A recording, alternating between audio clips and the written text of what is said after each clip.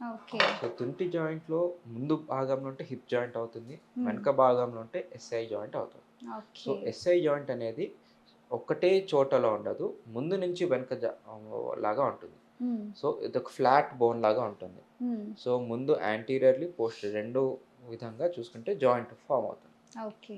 దీంట్లో వాపొచ్చినా గానీ, ఇన్‌ఫ్లమేషన్ అయినా కొంతమందికి బ్యాక్ పెయిన్ లాగా సింప్టమ్స్ ఉంటాయి. హ్మ్. ఇంకొంతమందికి తొడ దగ్గర గానీ, బటక్స్ దగ్గర, పిక్కల దగ్గర కూడా గుంజేలాగా పెయినొస్తుంది. హ్మ్. సో, వీళ్ళకి క్షుణ్ణంగా ఎగ్జామిన్ చేసినా, ఎక్స్‌రే తీసుకున్నా, ultrasound or MRI machine scan చేసినా గానీ, తుంటి జాయింట్‌లో వాటర్ వచ్చే ఛాన్స్ ఉంటది. ఆర్ వాటరొస్తుందా? చిన్న అంటే ఎడిమా ఇన్‌ఫ్లమేషన్ అంటాం. చిన్న హ్మ్. వాటర్ అయ్యే అవకాశం ఉంటుంది. హ్మ్. జాయింట్‌లో మజిల్స్ అయినా డ్యామేజ్ అయినా హ్మ్. ఆర్ మనకి ఆహ్, SI joint inflammation, hyper intensity signals అని చూస్తూ ఉంటాం. ఎంఆర్ఐ హ్మ్. గాని వీటిలో. సో, వీళ్ళకి సింప్టమ్స్ ఎట్లాగుంటే కాలు మీద కాలేసుకోవడం రాకపోవడం.